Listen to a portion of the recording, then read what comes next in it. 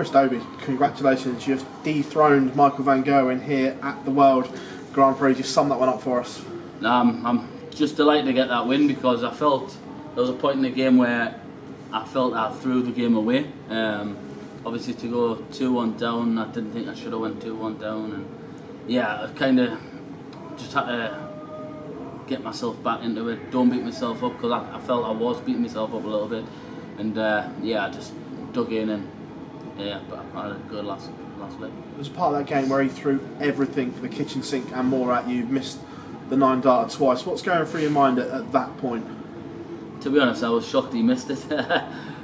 He's that good of a player, and obviously he hit the 9-dart against us last week on the Pro Tour, so yeah, it's just Michael, isn't it? I can't seem to shift him.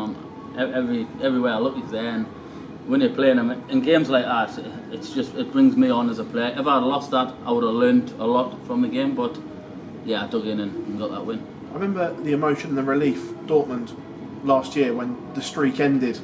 How much did you learn from that? Did it feel like a monkey off your back, and now going into these games that you seem to have his number? Yeah, 100%. I told people back home, all my friends, family, I said once I get that first win, there'll be a lot more to come, and I think that's shown. I'm a better player now. I've matured a lot, and I've grown into a better player all around. So yeah, I've learned a lot from getting that first win and took it into look where I am now. Did you used to fear playing him or worry playing him because of the record, and has that now changed? Yeah, 100%. I used to go in thinking, oh, I've never beaten him yet, and even in mid games, I could be. I think I was 5-2 on a Pro Tour one day and lost 6-5, and you're thinking, oh, I'm gonna win, but then all of a sudden you start thinking when he's coming back, you think, oh, I'm not gonna win, and end up losing. And once I've just grown all around as a good dart player, and then just everything about my game now is I've matured, and yeah, I'm a homegrown dart player now. That little wink, that little smile says it all. Now, last day, we said to you, second TV title this year. Now you must believe it more than ever. Yeah, well, I say this competition, I believe I'm good enough to win it. I believe I can win it. I touched on it the other day. It's what I'm used to playing, the format back home. So I put myself up there amongst the favourite, but I don't mind going under the radar and obviously let everybody just battle it out, talk about them, and I'll just keep doing what I'm doing. Chris, pleasure as always. Congratulations. Yes, thank you. Chris, even at 2-1 down after losing that third set, did it feel like the game was still there for the taking? Michael was missing a lot of finishing doubles. Of course, to be honest, my strong point has been getting off. I've been getting off in the first few visits every time, and if I could do that, I was always going to be in the game. And it was just, I thought if I had lost that game, I would have been gutted because I felt I had threw the game away, but yeah, I dug in, and yeah, I'm just delighted to get that. You mentioned getting the monkey off your back at the European Championship. How much does the Premier League help as well? You know, playing these real elite players, you know, sort of week in, week out. Yeah, well, that's it. I'm not scared of them anymore. I'd rather play them every time. They bring the best out of me, and I think I do the same because I never give up. I'm one of the lads who just wants to play. I don't play mind games. I just want to get on with the game, get off the stage, and I think a lot of people are the same, that they enjoy playing me for that reason. But yeah, I'm just happy with my overall game. All in all, it's turning out to be a pretty good week for yourself. Obviously, with the result last night, how much did that inspire you coming into this one? Yeah, I've got no words. Brilliant performance all around. It was just a pleasure to be there. The atmosphere, everything leading up to the game was just something special, and yeah, that inspired me 100%. And like I said, I keep in touch with a few of the lads, and they give me the support that I need as well as me showing them support week in, week out. Cheers, Chris. Well done. Chris, I think maybe a couple of years ago we'd have seen as a quarter final would have been a big occasion for yourself, but the last couple of years we've seen you get into these stages more and more. Does it just feel like another game for you now? Yeah, I never think what round I'm in. I just look at the next opponent, and I never look further than that either. So yeah, I'm just delighted with how I'm playing and reaching these big stages and the big competitions.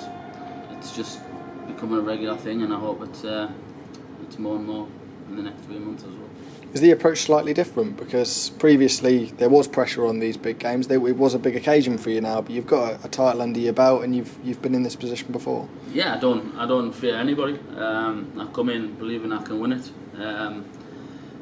And yeah, just keep plodding on. Like I say, going on under the radar, I don't mind that at all. I'm just in a happy place at the minute, and hopefully can continue the journey.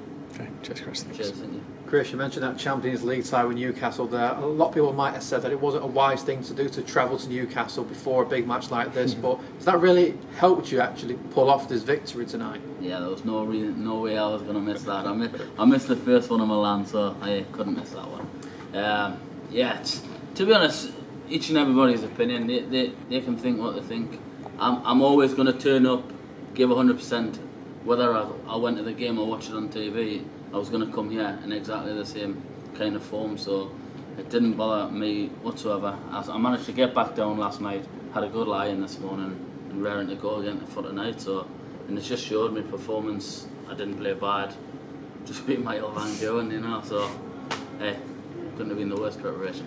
How much of a statement victory is this now? You've taken out one of the true big boys out of a ranking major tournament. What sort of message does that send to everybody else that Chris Dobey is arrived and he's not going away? Yeah, well, they can think what they want. They'll not be scared of me. I'm not scared of them. Everybody can beat each other, and like I say, they'll not want to play me, but they'll not be frightened of it, that's for sure. And everybody's got to go in thinking exactly the same. And I'll be up for whoever's next. So you've won the Masters now, major Premier League debut, quarter-final at least of the World Grand Prix. What's next for you now heading into the back end of this year, but also next year as well? Newcastle Champions League winners.